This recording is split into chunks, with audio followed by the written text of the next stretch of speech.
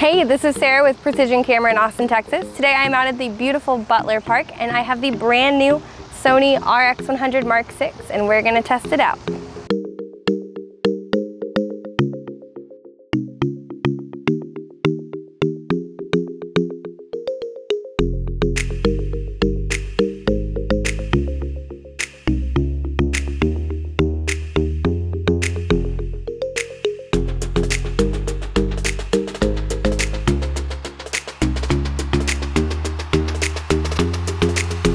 On paper, there are a lot of similarities between this camera and its predecessor.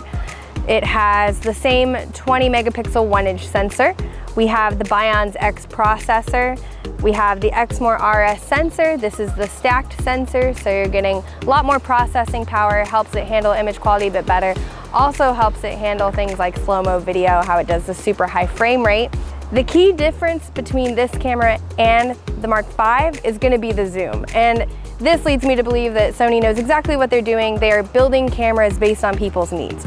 If you need more than a 24-70 that you find in their previous cameras, then this is the answer. This now gets you a zoom all the way out to 200. However, you do lose some of your low light capability as far as aperture. On the previous models, we had a 1.8 to 2.8 24-70.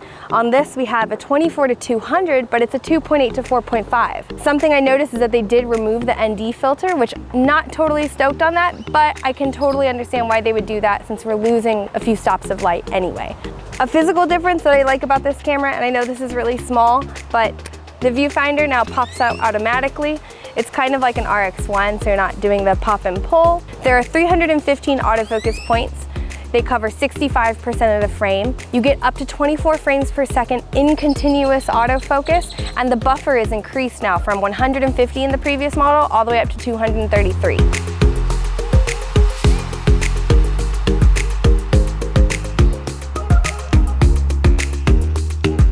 Just like in our previous model as well, we also get 4K video and XAVCS. If I'm not mistaken, this only records up to 5 minutes worth of 4K as far as a clip goes. But truthfully, this camera is probably going more after casual vloggers and pros that just want it for clips. I can't imagine someone needing to do longer than a 5-minute clip with this camera. In addition to 4K video and 1080 video formats, we also get the S-Log profiles, which means we have something nice and flat to grade. We also get HLG, hybrid log gamma, which is something we've seen in a lot of recent Sony cameras. This is kind of like an HDR mode for video, something that's already produced and has great shadows and highlights and color baked into the image out of camera. Lastly, it also has high frame rate modes, so you can do up to 240 frames per second, 480 frames per second, even up to 960 frames per second. You get super slow-mo. There are two things in regards to video that I'm super surprised are not in this camera, one of which is the S&Q mode. I think for a camera that is definitely aimed at videographers to an extent, photographers are still gonna love it, but there's a lot of baked in video goodness in this camera. Having rendered hyperlapse or time-lapse or slow-mo video in camera just saves so much time on the back end when it comes to post-production. So missing that feature is kind of a bummer, but I guess that's what the high frame rate mode is for, although that seems kind of like an extreme versus just standard slow-mo.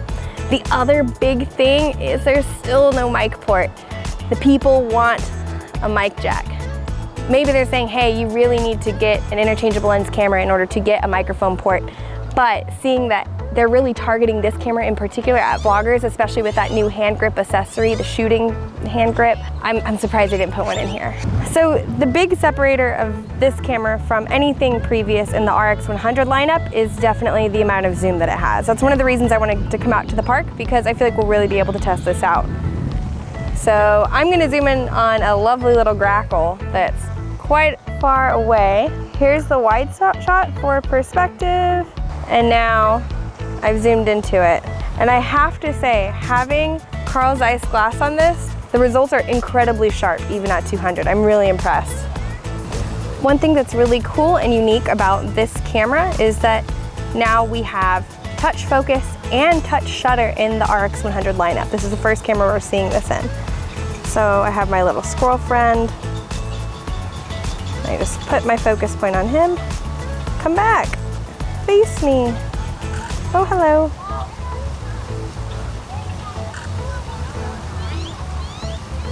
Gonna wait for it. Oh!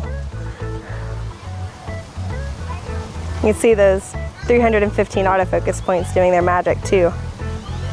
So in addition to sending the camera my way, Sony also sent over the new shooting grip that is designed for anything in the RX100, 10, or even the 1 series. All you have to do is screw this into the bottom like so. And then you plug this into the multi-port via USB. I can control the zoom, I can take a picture, or I can start recording and stop recording. Now, the one thing that still doesn't exist is a way to put a microphone on it. Oh well. I will say something that's cool is this fits really, really well in my hands. I can tell Sony cared about the ergonomics of this a lot. You can actually flip these out and now you have a little tripod. And it's also very selfie friendly for the vlogger and videographer that wants to capture themselves out in their travels.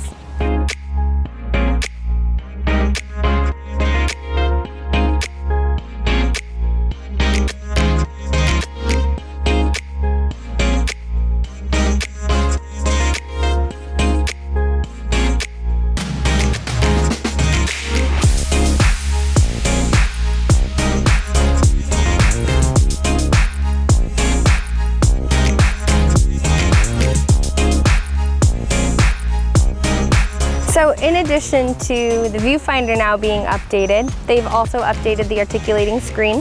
So it flips completely out. That's super selfie friendly. It also flips to a 90-degree angle this way. So food bloggers, here's your top down. Nice and easy solution.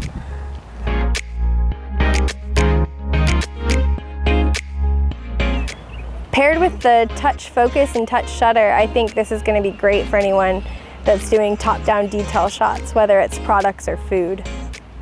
This is a brand new lens construction for a Sony camera. They claim that there are 4 stops worth of image stabilization in the lens. This is super helpful when filming all the way out at 200 or shooting at 200. I'm also using this grip more as a stabilizer too, which is pretty helpful.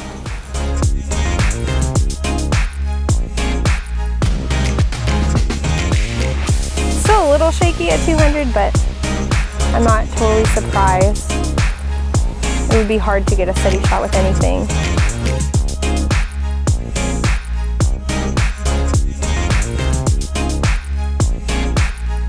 So we're gonna test out some of the high frame rate shooting with this camera and shoot in super, super, super slow-mo.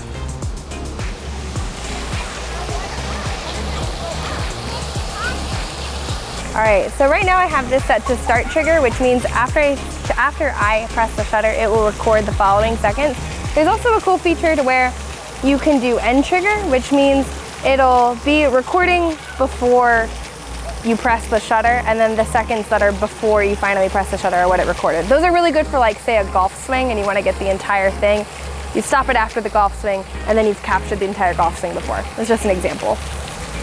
This is so cool. So right now I'm recording at 240 frames per second. I'm super excited to see what 960 looks like.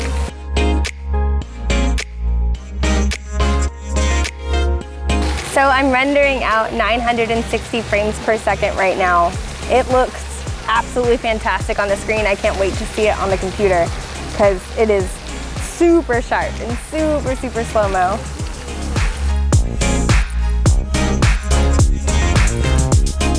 Overall, I think this camera is the perfect addition to the Sony RX100 lineup. For a long time, people have been wanting something that has the same high quality that these cameras are known for, but still give a little bit more zoom than just the typical 24 to 70. I think it's going to fit in perfect, and people are going to be able to choose exactly which unit fits their needs best. I'm still waiting for some sort of audio solution for these cameras, especially if they're going to emphasize the vlogger market, and that's what they're going to go after with these. I really hope that sometime soon even if it's not in a camera, even if it's in form of an updated accessory that they satisfy the need for, even just a small microphone solution. The lens is absolutely fantastic. It's super, super sharp. The stabilizer is great. The build quality is great. And as we know, the image quality is fantastic. This has been proven in their lineup. So thanks to Sony for sending this out to us for us to play with, and please come to the store and check it out soon.